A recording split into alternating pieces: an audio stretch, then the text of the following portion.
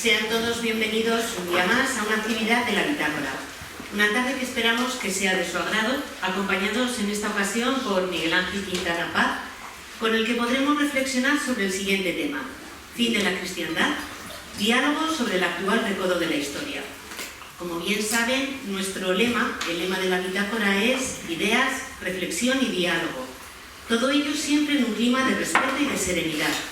Por eso, haciendo honor a nuestro lema, hoy abordamos un tema de calado, el supuesto fin de la cristiandad, que no del cristianismo, entendiendo por tal la civilización cuyos principios asentados en el cristianismo dan lugar a una civilización en la que la cultura, las leyes y las costumbres tienen como trasfondo el concepto cristiano del hombre y de la existencia.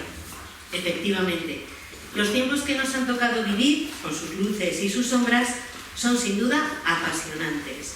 Estamos ante un recodo de la historia y no sabemos muy bien lo que vendrá. Ante esta situación surgen muchos interrogantes que nos atrevemos a plantear.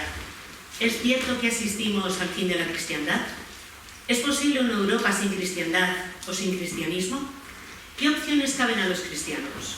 ¿Es legítimo que los cristianos tengan presencia en la vida pública e incidan en ella? Para ayudarnos a reflexionar sobre todo esto, contamos con la presencia del filósofo Miguel Ángel Quintana Paz, director académico del Instituto Superior de Sociología, Economía y Política de Madrid, filósofo, doctor en Filosofía por la Universidad de Salamanca y profesor universitario. Su actividad didáctica en redes sociales, así como en distintos medios de comunicación, le han convertido en un referente del sentido común frente a las ideologías enloquecidas. Le agradecemos su generosidad y su esfuerzo al desplazarse desde Madrid para estar con nosotros esta tarde. También nos acompaña Andrés Jiménez Abad, nacido en Logroño, filósofo y pedagogo, doctor en Filosofía por la Universidad de Navarra. Ha dedicado a la docencia universitaria y no universitaria más de 40 años. Director de centros tanto públicos como concertados.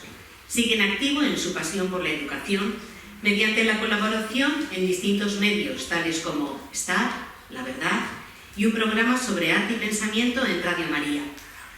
También realiza conferencias y organiza encuentros culturales sobre pensamiento y humanismo cristiano.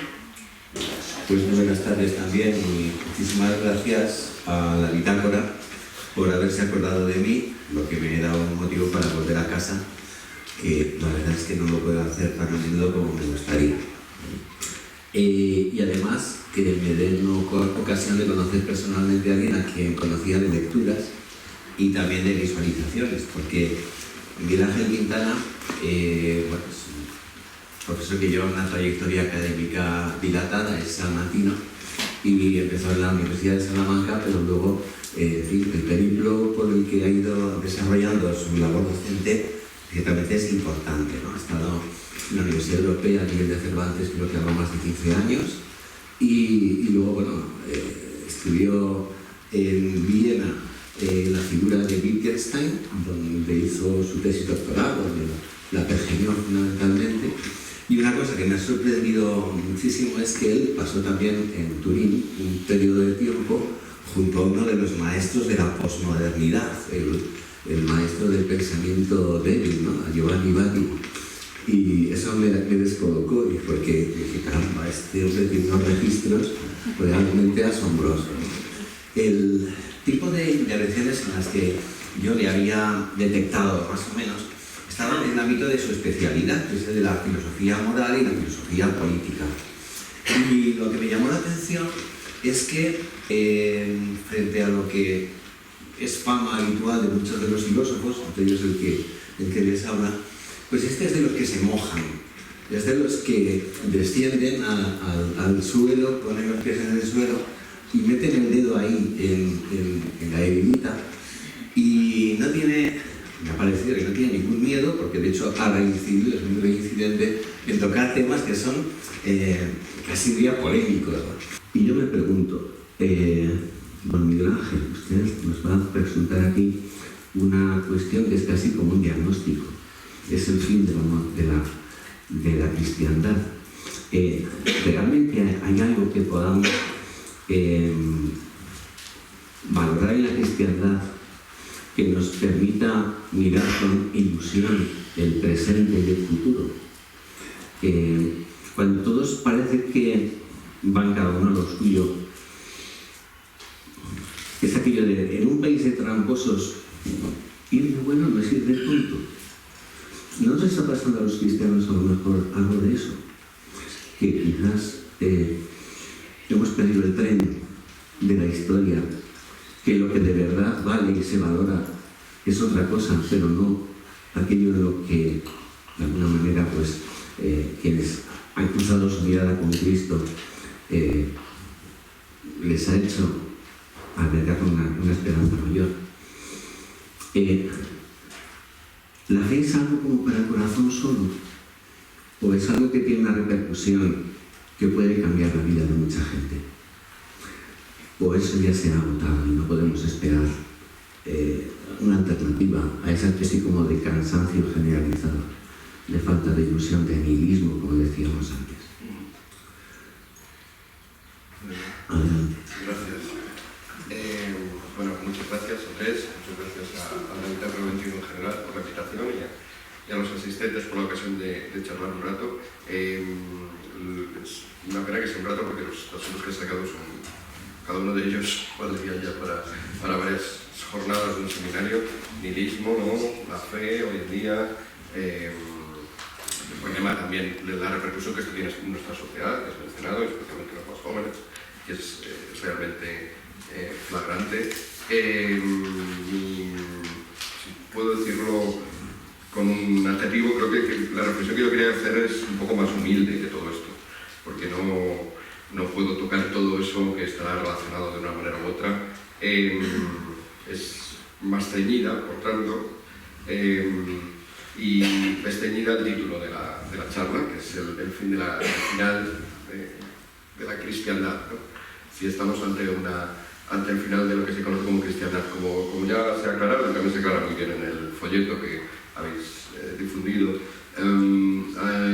hablar del final de la cristiandad no es lo mismo que hablar del final del cristianismo.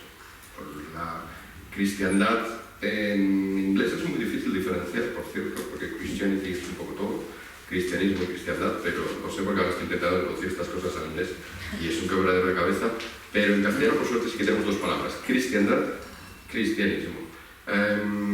Hablar del final del cristianismo en términos meramente sociales, históricos, sería erróneo.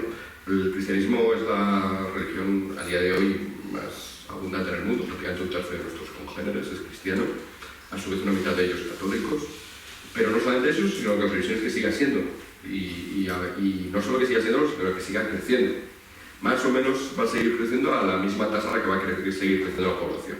Es decir, no va a aumentar el porcentaje, pero tampoco va a disminuir, por lo tanto va a mantenerse ahí. El Islam es verdad que es una religión pujante, que va a crecer más de lo que crece la población del mundo, es decir, no solo va a crecer en términos absolutos, sino también en relativos, va a haber cada vez proporcionalmente más musulmanes, pero aún así las previsiones para el 2050 es que siga estando por detrás, incluso, de todo esto. O sea, y esto es así porque, aunque tengamos la percepción distorsionada en Europa y ahora ya también en Estados Unidos, hasta ahora no, pero ahora ya también en Estados Unidos, de que cada vez hay menos cristianos, y es cierto, que los hay, y en España especialmente.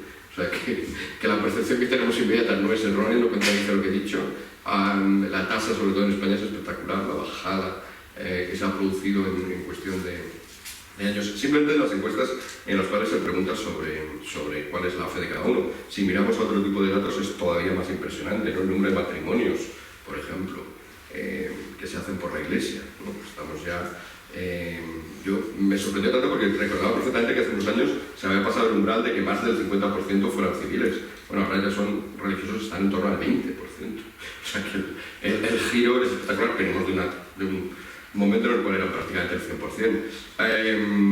Tasas de bautismos, tasas, etcétera, etcétera. Bueno, todo eso es verdad que es la situación en Europa y en España, entre los países europeos, es uno de los 5 en los que más rápidamente ha descendido todo esto.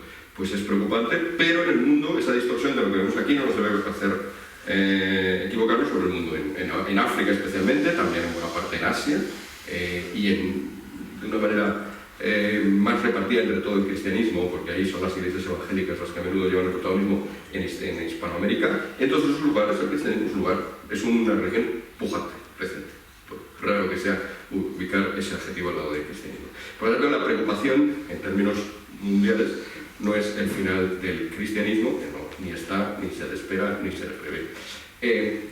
Independientemente, además, por otra parte, de que, según nos dice el propio Evangelio, en cualquier lugar donde hubieran 2 o 3, bastaría incluso con 2 reunidos en nombre de Jesús, ya estaría él allí. Es decir, seguiría viendo. Cristianismo no habría final del cristianismo todavía, no habría final de la Iglesia, no habría final de la fe.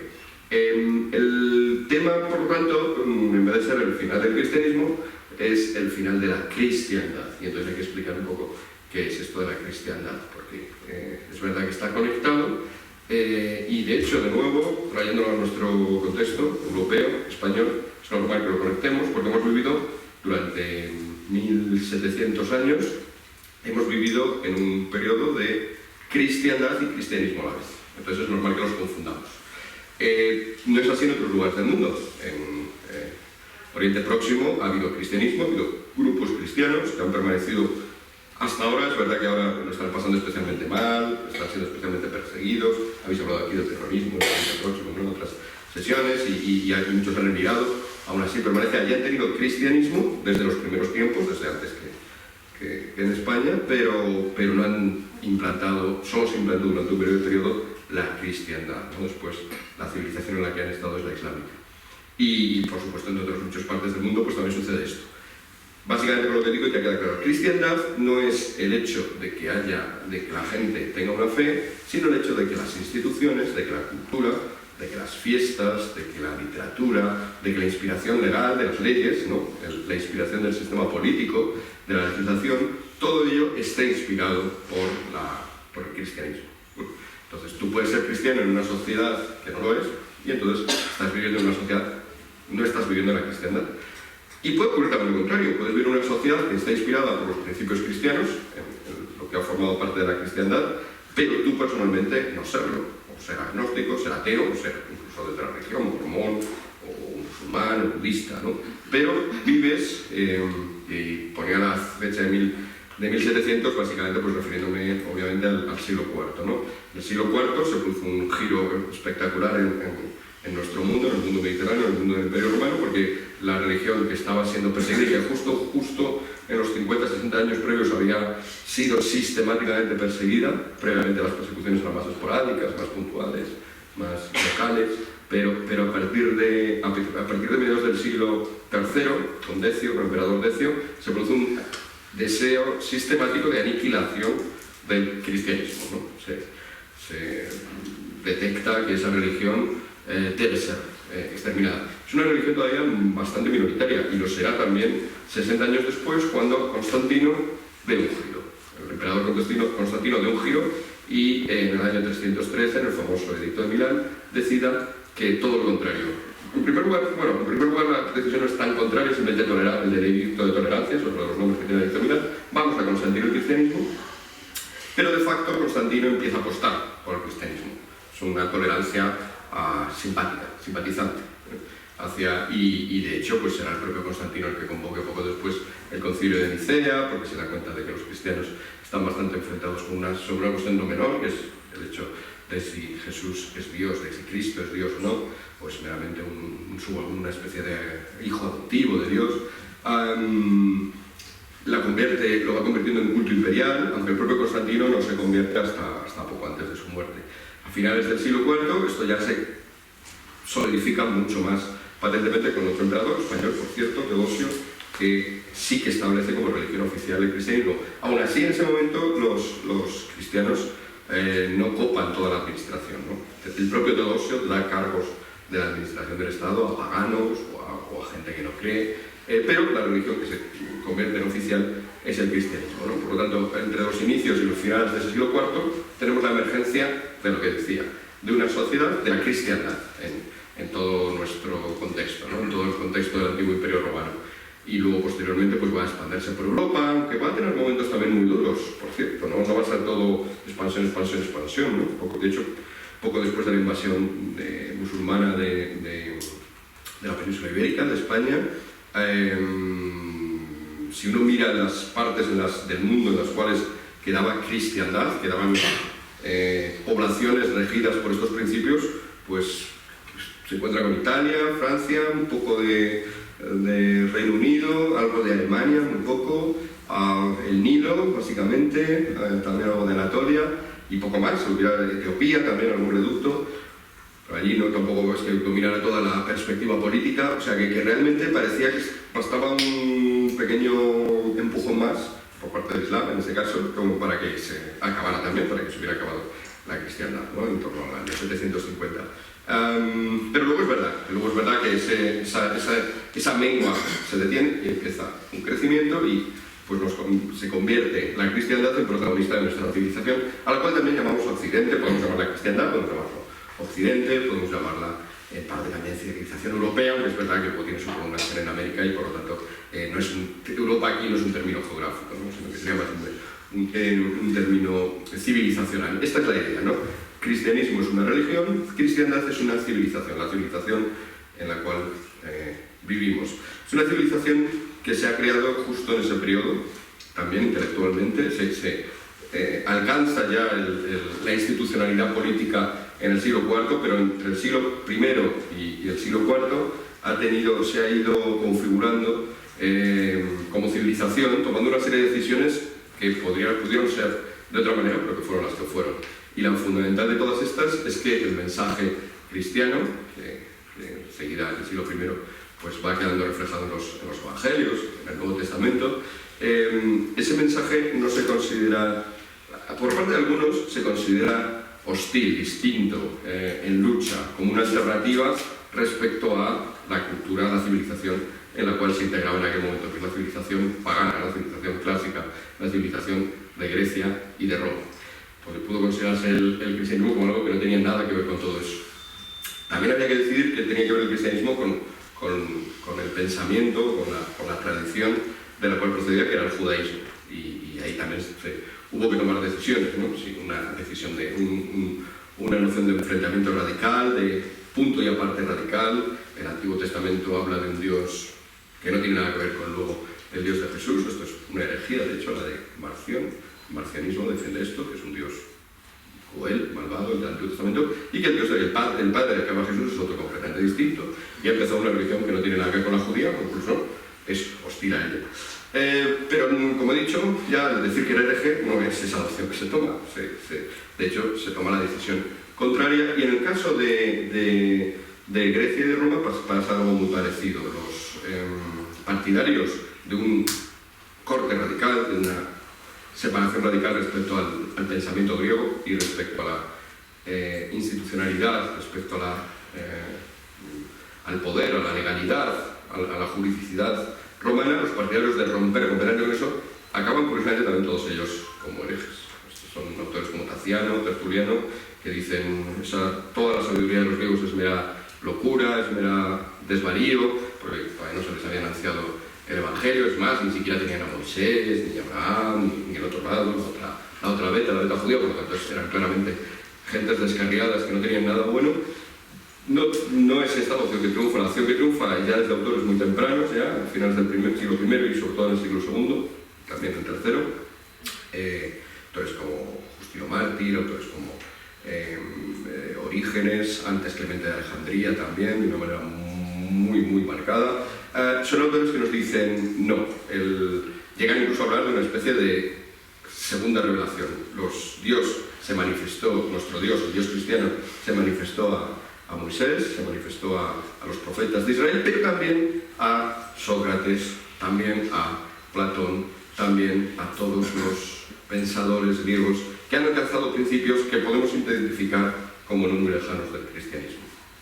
En vez de, como decían Tertuliano, Taciano, que aquello era meramente sabiduría humana que había que tirar por la borda. Y por lo tanto, entonces, como resumen de lo que estoy diciendo, lo que vemos es que el cristianismo bebe, es una civilización la nuestra, el cristianismo y luego la cristiandad, la civilización que se funda sobre él, es una civilización que a su vez se funda sobre otras tres vetas, ¿no? Sobre otras tres raíces, que son las típicas raíces de las que siempre se habla cuando se habla de estas cosas. Atenas, simbolizadas por tres ciudades: Atenas, Roma y Jerusalén. Y también de lo que he dicho, y simplificando mucho, pero por ponerlo todo en concreto, de Atenas se hereda, de Atenas de Grecia, fundamentalmente de la filosofía griega, del pensamiento griego, se hereda el aprecio por la verdad, el aprecio por el intelecto, el aprecio por la racionalidad. Esto no está descontado. Hay civilizaciones que pueden pensar que la verdad no es tan importante, que son más importantes otras cosas, la autoridad o las virtudes, pero unas virtudes desencajadas de la verdad, sino simplemente que se queden en lo sentimental o en lo emotivo. De hecho, esa civilización que estoy describiendo probablemente sea un poco la nuestra, en la que nos estamos convirtiendo ahora. Nuestra herencia no es esa, nuestra herencia es que importa, que la verdad molesta, claro que sí. La razón, pues a veces puede parecer fría, puede parecer misericordia, puede parecer, claro que sí, pero somos una civilización fundada sobre eso. Somos una civilización también fundada sobre, por supuesto, sobre la herencia que venía de Jerusalén, ¿no? Que venía del judaísmo, y eso sobre todo configura nuestra moral y nuestra religión. Y ahí, por simplificar también dentro de la enorme riqueza que hemos heredado de ese mundo, pues la noción clave que además nos diferencia de otras civilizaciones es la noción de el modo en el cual conceptuamos a la víctima. Una víctima, cuando alguien está ante una víctima, ante una persona que lo pasa mal, ante una persona que está sufriendo, ante una persona que es pobre, ante una persona que está enferma, que está mutilada, que está... podemos pensar, hay dos vías entre nosotros, podemos pensar, y nos tranquiliza bastante la conciencia, pensar que en parte se lo merece, que si está así será por algo, algo que habrá hecho ella o sus padres. Esta pregunta de hecho se la hace a Jesús, ¿no? A los que se les cayó la torre esta, ¿quiénes son los que hicieron el mal? ¿Ellos o sus padres? En la civilización hindú puede ser tú mismo el culpable, pero en una vida previa, ¿no? Nace un niño sin piernas, y bueno, dentro de lo que cabe, el niño es culpable de no tener piernas porque en su vida anterior, en una vida anterior, ha hecho algo que hace que el karma al final le resulte en nacer sin piernas. Entonces, de alguna manera, la justicia se mantiene, ¿no? Ese hecho que en principio nos chocaría, pues se explica en términos más justos. Bueno, esta noción de la víctima, que prácticamente comparten todas las culturas de la Tierra, todas las civilizaciones, también las otras dos que he citado antes, también la romana y la griega, de la que también somos herederos, pero en esto no somos herederos, porque son civilizaciones muy crueles también, con la víctima. Manuel Alejandro Rodríguez de la Peña acaba de publicar el año pasado un libro muy interesante, ¿no? Imperios de crueldad, centrado justamente en esto, en cómo en esos imperios, en el imperio romano, en el mundo griego, podría haberlo hecho, de hecho lo dice en el libro, podría haberlo hecho también sobre Mesopotamia, Egipto, etc. Porque el libro ya se le iba mucho en páginas, se centra en esos dos, los que somos herederos. En esos lugares la crueldad no está vista de la manera en la cual la crueldad sobre la víctima no está vista como lo vemos nosotros, justo por lo que digo, porque la víctima sí que es considerada de alguna manera merecedora. El rasgo, el ejemplo totalmente contemporáneo, contemporáneo y en un lado y en el otro lado de hace 2000 años, 1900 años. El ejemplo donde podemos constatar esto perfectamente es si contemplamos la columna de Trajano en Roma, en la cual las víctimas de Trajano son exhibidas por parte de Trajano.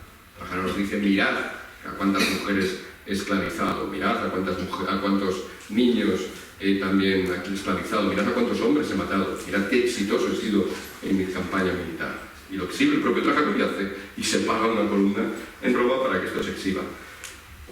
Y esto es lo propio de la civilización romana, de la griega y de la mesopotámica y de tantas otras. Si nos venimos a hoy, al año 2023, tenemos también una guerra cerca de aquí, la guerra de Ucrania, y lo que contemplamos es justo lo contrario. Jamás contemplaremos a los rusos exhibiendo a las víctimas que han hecho de los ucranianos, ni a los ucranianos mostrarnos las víctimas que han hecho de los rusos. ¿Significa esto que rusos o ucranianos sean especialmente creyentes o tengan especialmente fe? No, pero viven seguramente dentro todavía, en esta cristiandad temblequeante en la que estamos ahora, todavía nos ha marcado hasta el punto de que mostrar a tu víctima como algo meritorio de tu religión no funciona. porque la víctima no es alguien de por sí culpable, alguien que se lo merecía, alguien débil, que total, es normal que pierda una guerra, o alguien perdedor, que por lo tanto es normal que acabe esclavizado. No tenemos esa mentalidad y no la tenemos por nuestra herencia de Jerusalén, en primer lugar. Ya en el Antiguo Testamento esta idea está, patentemente en el libro de Job, donde es justo un relato sobre este asunto. Job empieza de ser un hombre muy exitoso, empieza a ser un hombre que es víctima en todos los sentidos posibles de la palabra víctima, se pone enfermo, pierde a todos sus hijos e hijas, era rico, deja de serlo, pierde todas sus posesiones, pierde todo menos a su mujer y a 3 amigos, pero casi mejor que los hubiera perdido porque se dedican solo a recriminarle con esta mentalidad, la mentalidad típica, clásica de todas las civilizaciones. Si has perdido todo esto será por algo, si eres víctima será porque te lo merecías, algo habrás hecho contra Dios y Dios te lo está pagando así. Job se resiste porque no lo ve, simplemente, y al final del libro el que tiene razón es Job, el que da la razón. Sin explicarle el porqué del sufrimiento, bien es verdad, pero Dios mismo interviene para decirle que justo esta es la idea, ¿no? No puedes entender cómo construir las montañas, no puedes entender cómo hice los océanos, tampoco entiendes tu sufrimiento, pero no lo entiendas de la manera en la que te lo estaba diciendo tu mujer y tus amigos, no lo entiendas como un pago, como una retribución, como un castigo, como algo que te merecías, como algo habrá hecho el que sufre para estar sufriendo. Y bien, esto exagerado de una manera tan visible como que ya no es una historia, en el caso de Job, que todo el mundo admite que es un género literario ficticio, ¿no? De una fábula, sino constatado en la realidad, bueno, ya lo marca mucho más, y constatado en la realidad de manera excelsa, porque lo había cometido probablemente Job, pero constatado en el más puro de los hombres, en el menos indicado para cargar con los pecados, porque él mismo no había cometido ninguno, ¿no? Con el cordero más inocente posible, que es el propio Cristo, durante su pasión y muerte, pues vemos que es víctima, y es el prototipo de la víctima máximamente inocente, pero máximamente víctima también, ¿no? Porque además del padecimiento que sufre es muchísimo más horrendo que el de Job, ¿no? Tenía unas llagas y tal, pero bueno, dentro de lo que cabe, no es una crucifixión, ¿no? Que es la tortura más horrenda que se ha creado en la historia. Ahí, por lo tanto, en esa beta también ocurre en Jerusalén, ¿no? También ocurre. La crucifixión también es Jerusalén. La víctima, por lo tanto, en Jesús se revela como algo que no es en modo alguno vituperable o culpable, o a lo cual no debemos añadir a su sufrimiento encima algún tipo de crítica, si quiere, que digamos ya denuesto o desprecio, sino todo lo contrario, se nos revela como Dios mismo que se hace víctima. El más inocente de los hombres es también el que puede ser más victimizado. De ahí se deriva entonces que las víctimas en general no tienen, se ha roto la lógica de que la víctima tenga que ser culpable, y por lo tanto el resto de las víctimas tampoco tienen por qué serlo. Tampoco tenemos que considerar a cualquier pobre, a cualquier enfermo, a cualquier sufriente, a cualquier víctima como culpable, sino todo lo contrario, como alguien merecedor de nuestra atención, porque Dios mismo fue víctima, o sea que Dios de alguna manera está en ellos.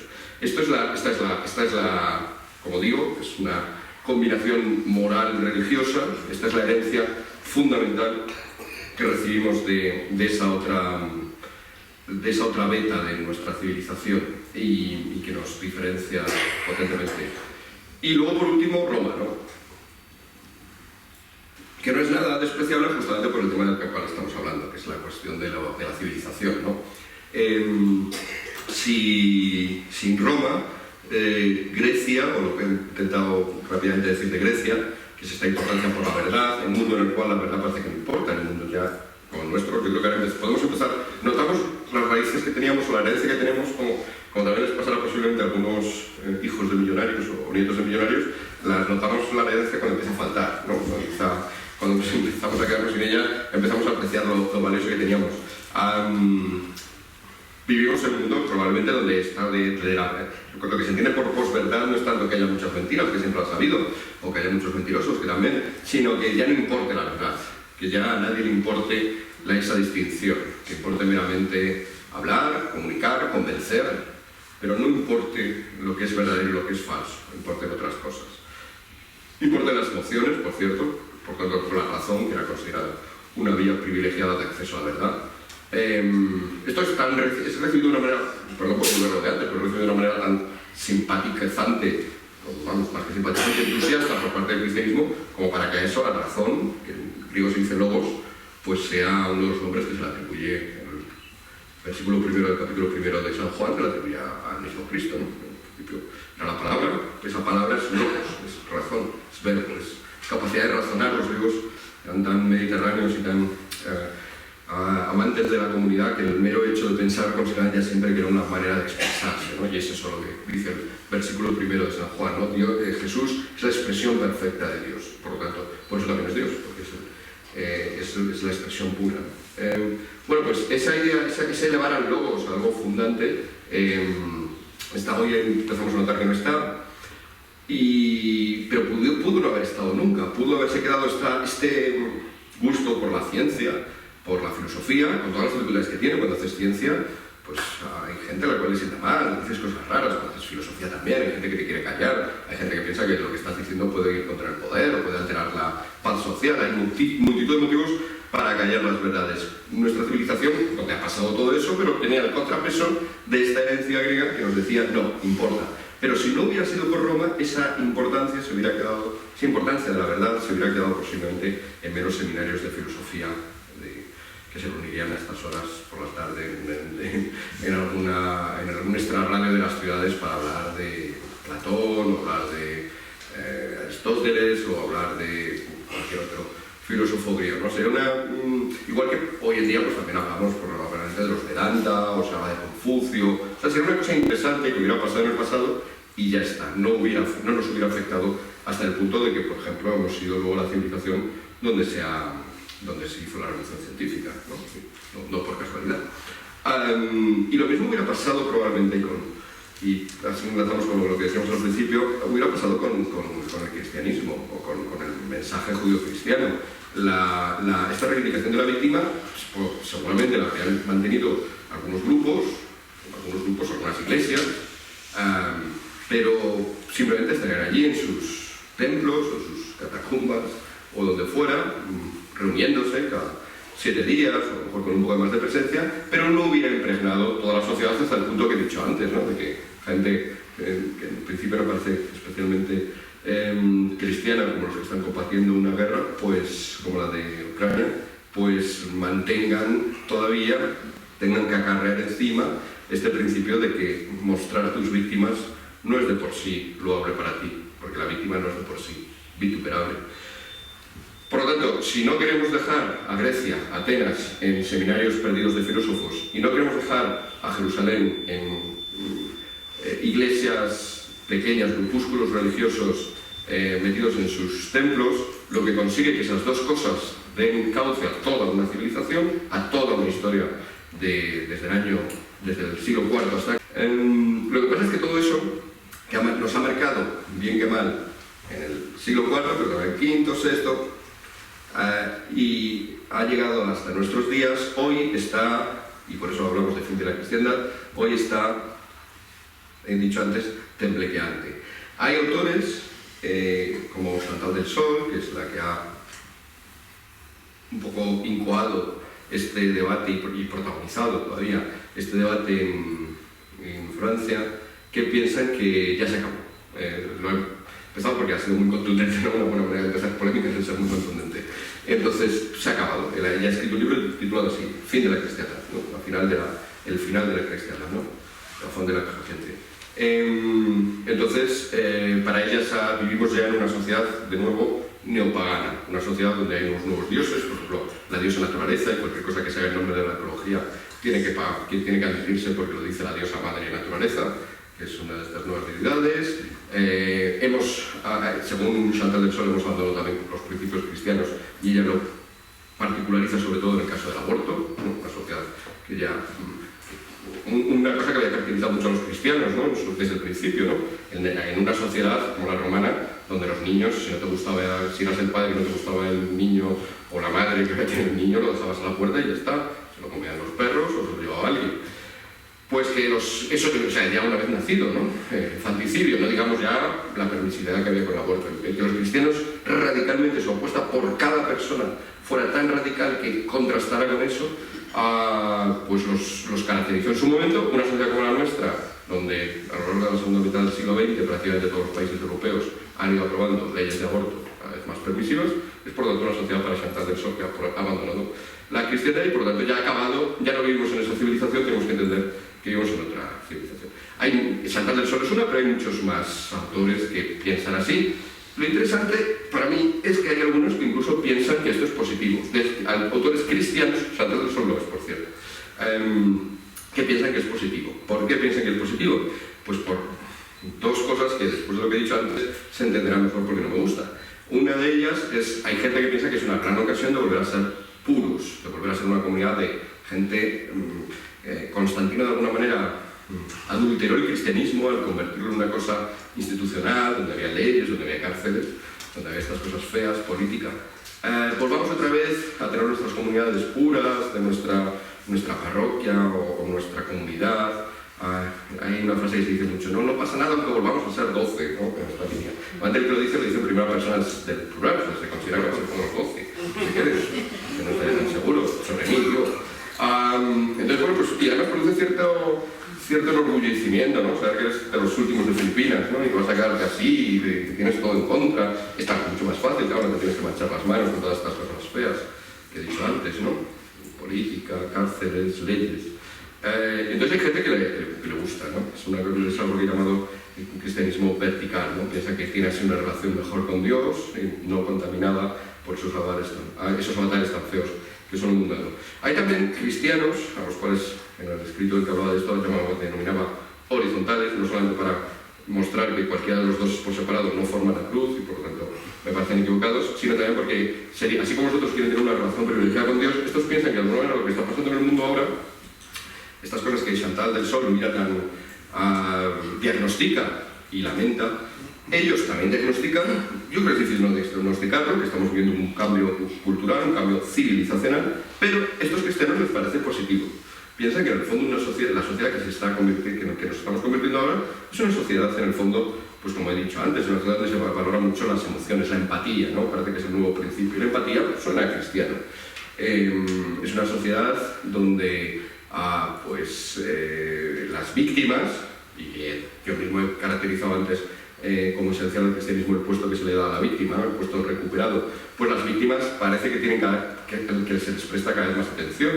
Todos los grupos victimizados, ¿no? A lo largo de la historia, todos los grupos que han sido oprimidos, vivimos en una sociedad en la que parece que basta sentirte, o ser, incluso sentirte parte de uno de esos grupos para que de repente puedas exigir respeto, discriminación positiva, ventajas respecto a los demás. Y este tipo de cristianos considera, por lo tanto, que una sociedad, una civilización que está implantando eso, es una civilización que responde al mensaje cristiano, al mensaje de la víctima de la cruz. Yo creo que en este caso hay un error. El error es el de considerar que esa revalorización o extrema valoración de la víctima que se está produciendo hoy en día es la original, la cristiana, ¿no? La que existía en la cristiandad. Yo creo que es una adulteración. Y es una adulteración que se puede entender muy fácilmente. Porque la idea que hemos dicho antes es que la víctima, como Dios había sido víctima, cualquier víctima, de alguna manera, pues merecía toda nuestra atención, todo nuestro cuidado, porque era una manera de acercarnos a Dios, ¿no? Este es el marco de la cristiandad. Pero eso no es lo que tenemos ahora. Lo que tenemos ahora es que se ha excluido a Dios de la ecuación. Y entonces ya no es que a través de la víctima, yo, atendiendo a la víctima, pues pueda de esa manera acercarme a Dios. Como ya no existe Dios, el Dios que se hace víctima, el Dios cristiano, como ya no existe ese Dios, ahora lo que tenemos es que las víctimas son las que se hacen Dios. Dios que se hacía víctima en Cristo se transforma en víctimas de todo tipo que aspiran a ser nuevos dioses, diosecillos, ídolos. Pero los ídolos son autoritarios, son vindicativos. Aquí también se ve claramente la distancia con el cristianismo. No lo he explicado antes, porque me voy a explicar aquí todo contra el cristianismo, tampoco hará falta, pero desde la visión de la víctima cristiana, lo que hay que hacer, el paso que hay que realizar inmediatamente después es el que también hace Jesús en la cruz, ¿no? El perdón. Lo que resuelve una sociedad llena de conflictos, llena de víctimas, llena de agravios. Tú me has quitado esto, tú me quitaste el otro, me quitaste este puesto, tú ganas más dinero que yo, pues esta chica que me gustaba a mí te la llevaste tú. Una sociedad de conflictos, lo único que la cura, lo único que la permite avanzar es el perdón. Ese es el mensaje cristiano.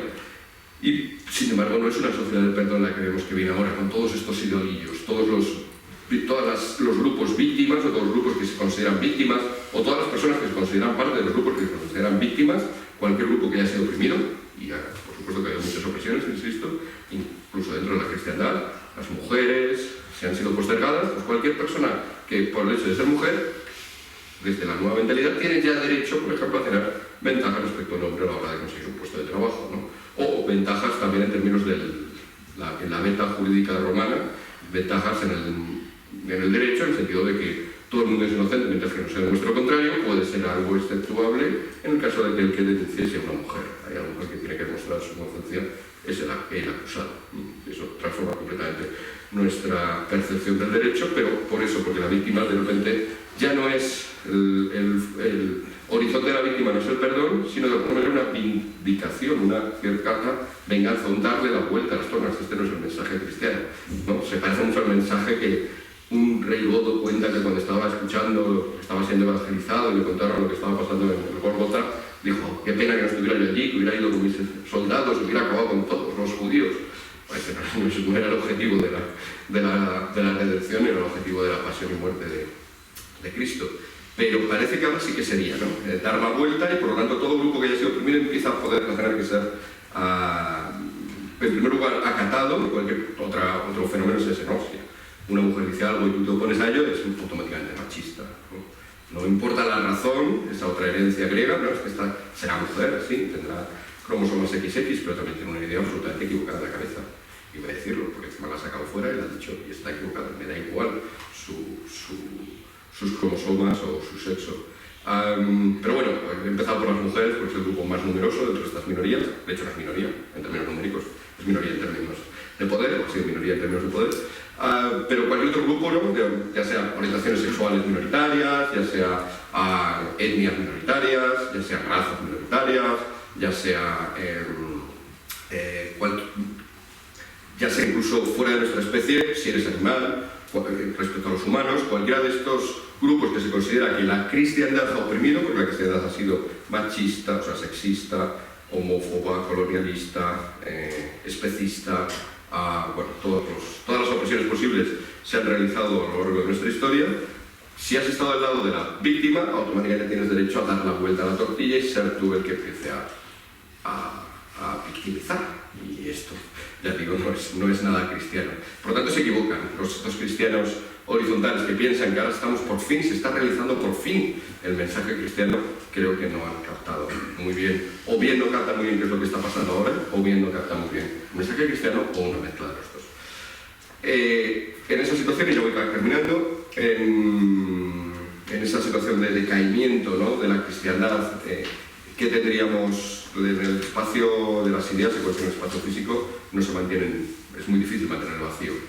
Es verdad que el nihilismo es un paso intermedio, y una manera de construir algo nuevo es destrozar lo que hay, y por eso a veces nos puede aturdir, y el nihilismo es algo esencial, o el relativismo también, de nuestra sociedad, pero a su vez vivimos una sociedad también muy dogmática, y parecería una contradicción, porque si eres relativista o nihilista, nada importa, o todo da igual, todo vale, pues porque me voy a poner dogmático. Pero vivimos las dos cosas. Bueno, eso que parece tan paradójico no lo es si nos damos cuenta de que si este edificio se quisiera transformar en un centro comercial, habría que hacer dos cosas. Primero, tirar este edificio, remover sus cimientos, tirar las paredes, decir, no las sostengáis, que no os importa el techo, se está cayendo, déjalo, si no importa el techo, no importan los cimientos. Déjalo que todo se vaya, eso sería una fase, y otra fase luego ya sería poner los cimientos del centro comercial, poner las paredes del centro comercial, poner el techo, y ese ya sí que no nos dejarían moverlo, ya no nos dejarían modificarlo, sino que ese ya se implantaría con toda la fuerza posible. Eso es lo que vivimos, esa metáfora es lo que vivimos en nuestra civilización. Hay un momento de relativismo, de nada importa, que Joseph Ratzinger, luego Benedicto XVI, diagnosticó como eso, como una dictadura del relativismo, expresión ya en sí paradójica, porque si es dictadura, no es relativista, ¿no? Los relativistas no sé. Pero ya anunciaba esto, ya anunciaba que sí, que inicialmente va a haber un cierto nada importa, para luego, cuando hemos roto las raíces que daban cimiento a nuestra civilización, Atenas, Roma, Jerusalén, empezar a edificar una cosa nueva porque sobre el vacío, como en el espacio físico, se tiende a llenar. ¿De qué se está llenando hoy? Un poco de lo que he descrito antes, yo creo que es lo que más podemos constatar, sobre todo en España, una nueva civilización, que es una torsión de la civilización de la cual venimos, es una civilización que torsiona la noción de víctima, le da un estatus distinto, puede pasar por cristiana, por pseudo-cristiana, y sin duda viene de la cristiana, no esta mentalidad, como se llama políticamente correcta, yo prefiero llamar wokismo, woke, con el término inglés, que se podría llamar también la construcción en términos más filosóficos. Esta civilización que viene no es una civilización que viene del Islam, y es más, el Islam está otra cosa, no es una cosa que viene de la civilización china, de hecho los chinos están otra cosa y se ríen de nosotros occidentales cuando hacemos estas cosas, tienen hasta un término para nosotros, para ridiculizar esta manera que nos ha entrado ahora de repente por poner a cualquier minoría como dictadora que nos da todo tipo de órdenes y que modifica nuestra civilización. No viene de otra parte, sino que viene de nosotros, viene de una torsión de este mensaje. Y he intentado explicar antes cuál es esa torsión, ¿no? Como la víctima, de la presa de la víctima se pasa al victimismo, que es distinto.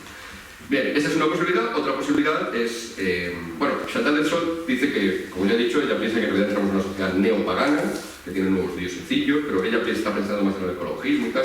Yo creo que eso va vinculado a lo anterior. Y luego, otra opción, por supuesto, es que venga una civilización seria, contundente, pues que también tiene una vinculación fuerte entre lo jurídico, político, legal y lo religioso, moral, que sería el Islam, y que ocupara ese espacio. Esa es la hipótesis de Michel Houellebecq, el escritor francés, y paradigmáticamente en una novela suya llamada Sumisión. Bueno, no se trata de hacer futurología, no se trata de averiguar qué es lo que vendrá, lo que está claro es que algo vendrá. O sea, que en el nihilismo absoluto no se puede vivir mucho tiempo y que es solamente una estrategia para la implantación de algo nuevo. De algo nuevo, por cierto, en esas dos corrientes a día de hoy no están enfrentadas, están de alguna manera aliadas. A mí me extraña mucho cuando la gente se sorprende. Pero ¿cómo esta persona tan progresista, wokista, políticamente correcta puede hacer campaña electoral junto con una mujer musulmana con el velo? Bueno, es verdad que los principios que sostienen unos y otros son muy distintos, pero el objetivo final, que es el de sustitución de nuestra civilización, es el mismo. Entonces es normal que dos grupos más pequeños se alíen entre sí, frente al que todavía consideran resistente y mayor. Es verdad que el día después de la victoria sobre la cristiandad, pues el grupo woke piensa que se ha acabado con el cristianismo, que tenía 1700 años en la cristiandad, que tenía 1700 años de existencia en Occidente. ¿Cómo no acabar con el Islam, que es un recién llegado en Occidente, a Europa?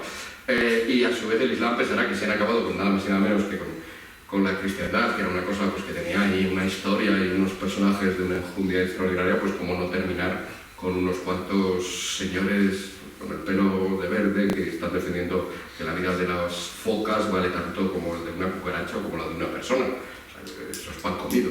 Bueno, cada uno de los dos grupos piensa que el otro grupo es muy sencillo de vencer, y ya veremos, pero lo que está claro es que hay ese deseo de sustitución y en ese sentido estamos ante un posible final de lo que hasta ahora habíamos conocido como cristiandad, es decir, una civilización fundada en la verdad y en el aprecio por la razón griego, fundada en la institucionalidad, en los principios de derecho romanos y fundada también en la moralidad que he intentado describir y en los principios religiosos del cristianismo, del judío-cristianismo. La mezcla de las tres, el cristianismo no me gusta llamarlo solamente una de las partes, sería la mezcla de las tres lo único que hasta ahora hemos podido entender eso, como cristiandad, como el espacio en el cual hemos vivido, y creo, no lo he dicho, pero bueno, creo que hemos vivido bastante bien. Creo que es la mejor creación en términos civilizacionales que ha existido sobre la Tierra y por lo tanto merece la pena, ahora que está en dificultades, en serias dificultades, en aprietos, merece la pena batallar por ellas. Bark decía que el mal avanza porque los buenos no hacen nada. Lo que nos ha pasado ha sido algo de esto. Es decir, nos ha comido el terreno esa doble amenaza, si quieres, interna, ¿no? de quienes desde dentro dicen que bien que se acaba la cristiandad por una razón y por otra, o desde fuera, que viene otra civilización más agresiva por una parte, o montada en el régimen del dólar, o en lo que sea. Y entonces nosotros nos ha pillado mirando al cielo o viendo la televisión o haciendo apuestas para ver si... Sí, bueno, es que esto es ponerse a buscar culpables, ¿no?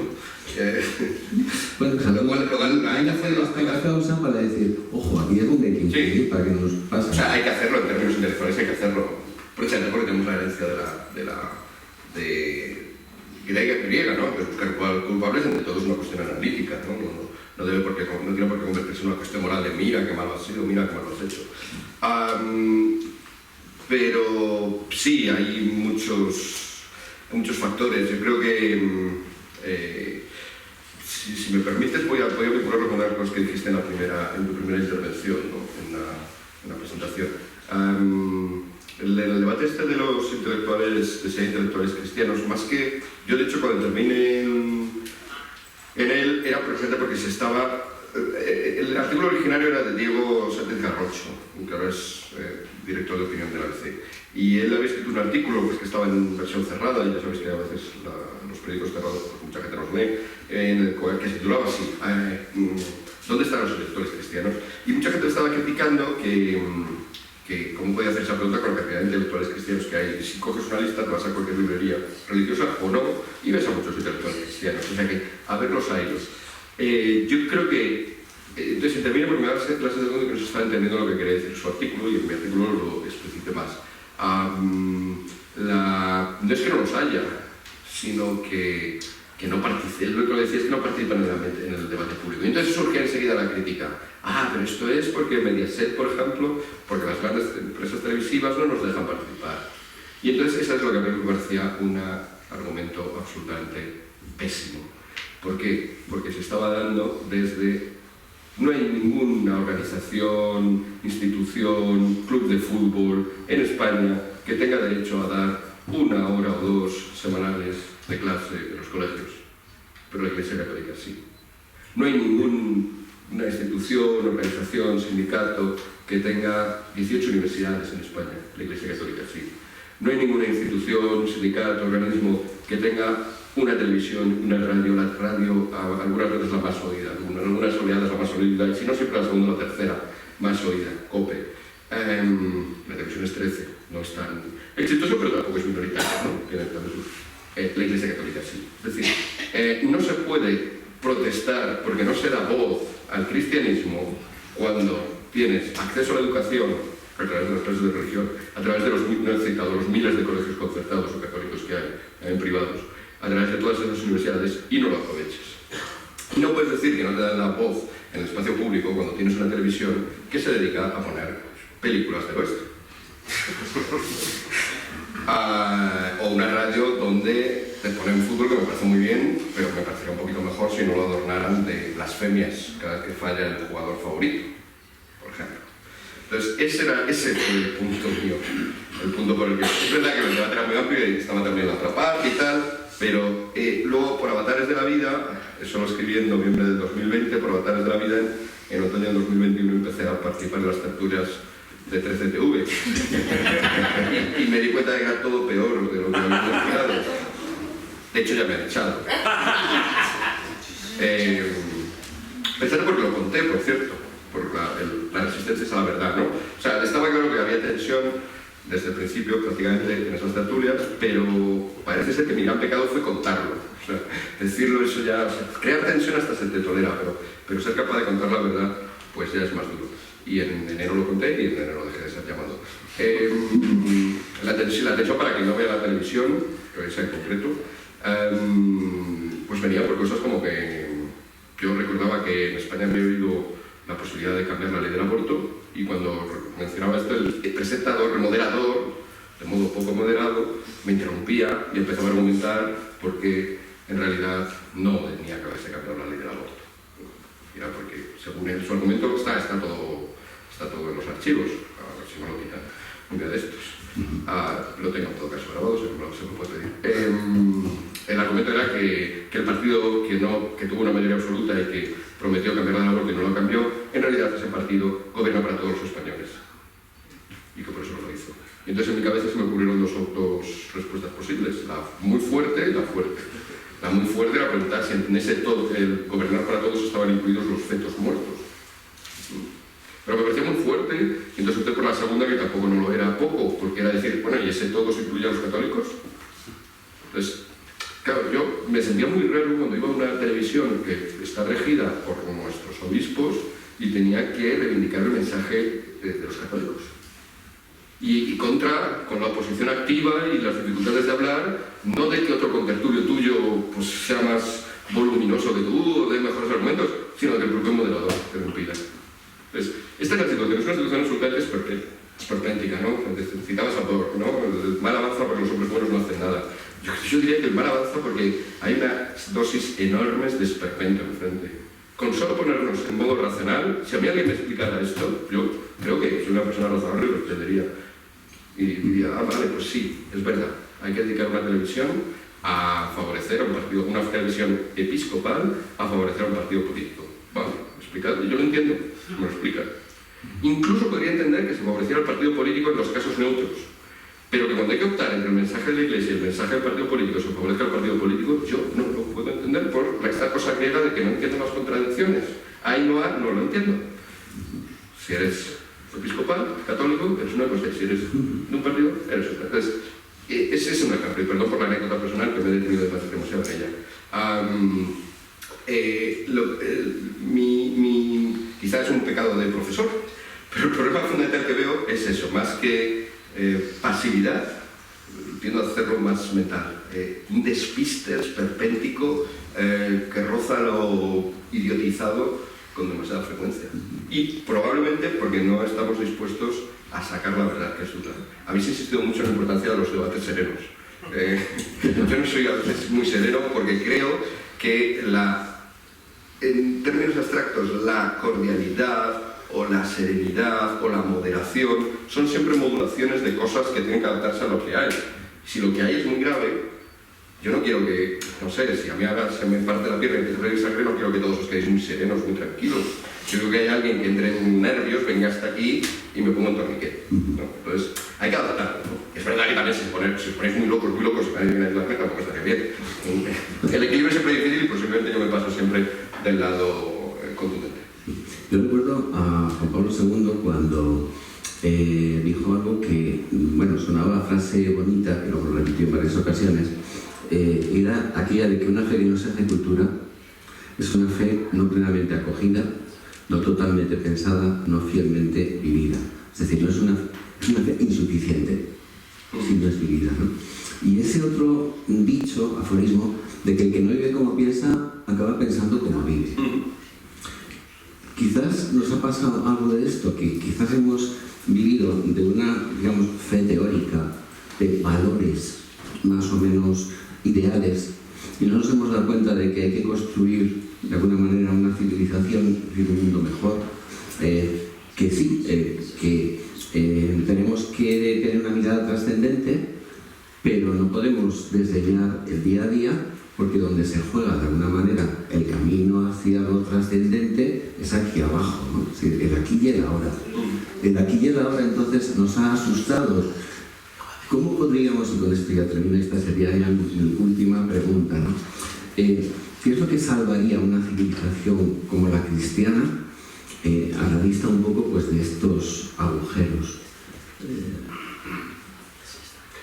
Sí, bueno, yo creo que eso, o sea, la frase de la cultura es muy importante, pero hay que ir más allá, ¿no? Es incluso una civilización, ¿no? Porque a veces la cultura es verdad, es una frase que es completamente verdad, pero a veces pensamos que la cultura no solo, que también lo son muy verdades, son la literatura, es cine, hace falta mucho cine, hace falta muchas series de televisión maravillosas del ámbito cristiano que podrían ponerse donde, quizá, en YouTube, una idea que a nadie se le ha ocurrido ayer.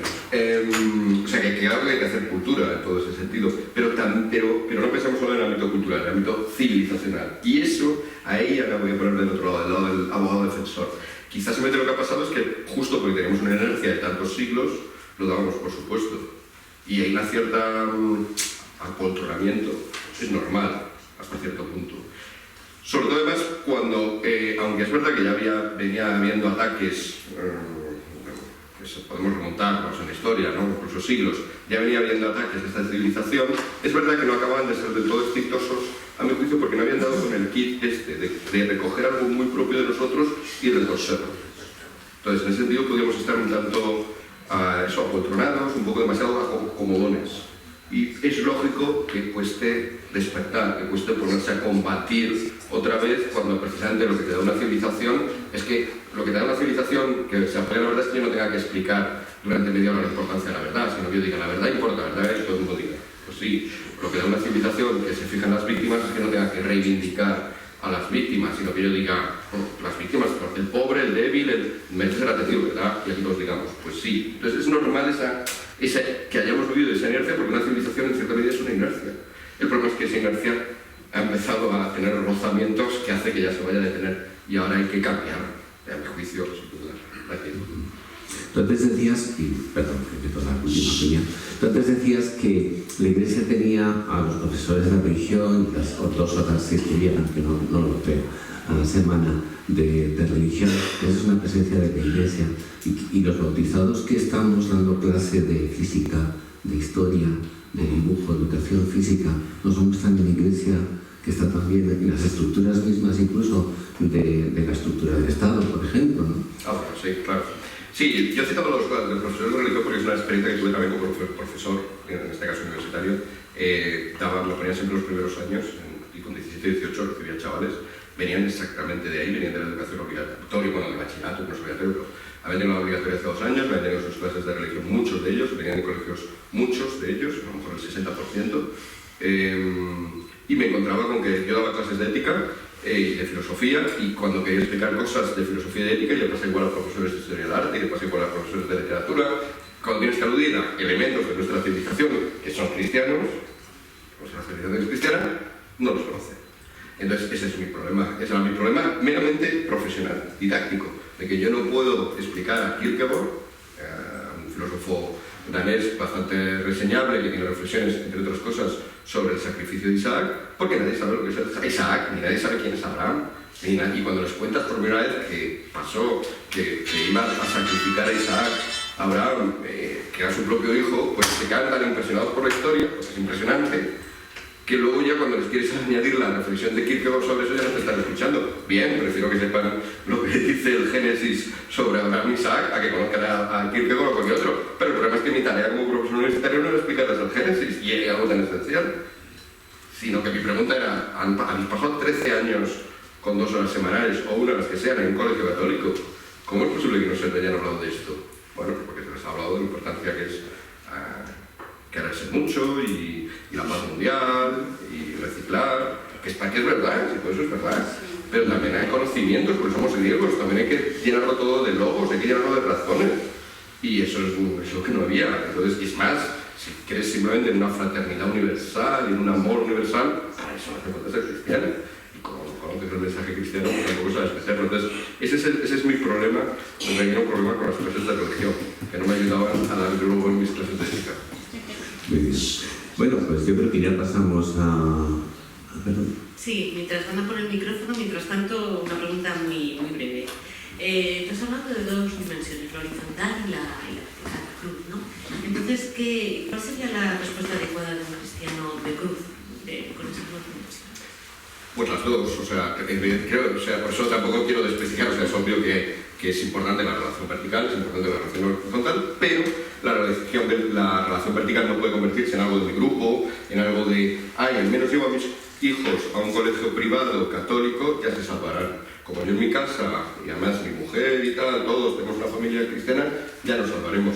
Eso no es así porque, para empezar, ni siquiera los límites de tu jardín, por cierto, el jardín epicurio, ¿no? Esta es una vieja historia en filosofía, ¿no? La idea de crearte tu jardín con tu Epicuro decía, no, la política es un lío, créate un jardín con tus amigos, ni siquiera el amor, que es demasiado complicado, y tendrás una vida tranquilita, lo que tú decías antes, una vida que consiste en pasarlo bien. A veces hay cristianos que parece que tienen eso, simplemente que luego bendecido con agua bendita de que, bueno, en ese espacio además vamos a ser muy cristianos.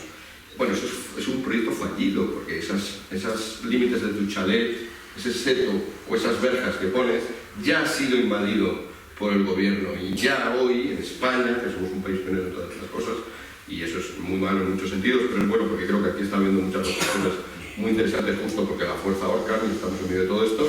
En España, en tus 3 hijos que tienes en casa, en tu jardín, protegidos con tu mentalidad católica, ya puede entrar el gobierno con sus botas manchadas de barro, pisotear tus azaleas, llegar hasta tu hijo y cortarle sus genitales.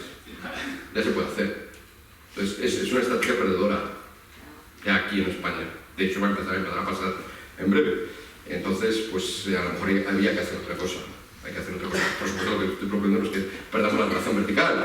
Por supuesto hay que seguir yendo, pero a lo mejor no era ese el planteamiento, porque ese planteamiento pues ha fracasado, de crear comunidades más o menos cerradas, más o menos puras, más o menos pías, más o menos alejadas, y al menos yo pues puedo con los míos. Aparte que es un planteamiento mucho más clasista, ¿no? Porque eso ¿quién se puede permitir llevar un colegio privado? Al que se lo tiene que llevar por necesidad, al colegio público, y le están metiendo toda la ideología errónea, ese no se salva. O sea, tiene muchos problemas, ¿no? Esa mentalidad. Y la otra, pues evidentemente la ambición horizontal hay que tenerla, pero no aceptando lo que ahora hay en la horizontalidad, dicho con menos metáfora espacial, no aceptando lo que hay en el mundo. Esto no es una realización del mensaje cristiano, es una perversión. Pues no se puede decir, vale, sí, ahora por fin el mundo es ecologista, el mundo cada vez respeta más a las mujeres, cada vez respeta más a los gays, cada vez respeta más a los trans, cada vez respeta más... Y todo eso es bueno, y o sea, lo que estoy diciendo no está mal, por supuesto que estoy abogando por faltar al respeto a las mujeres, por ir en contra de la ecología, por faltar... O sea, muchísimo menos, todo eso es bueno, pero lo que se puede decir es que como se detecta eso, es decir, todo va por el camino indicado, no porque en realidad está ocurriendo lo que he intentado describir antes. Un filósofo que me interesó siempre mucho, que es Wittgenstein, decía, no tengo claro para qué estamos en esta... Se lo dice en una carta a un amigo, Engelmann, dice, no tengo muy claro para qué estamos en la vida. Sin embargo, una cosa sí que tengo clara, no estamos aquí solamente para pasarlo bien. Pactamos como mínimo de captar ese mínimo, ya es captar mucho para luego ponerse a pensar.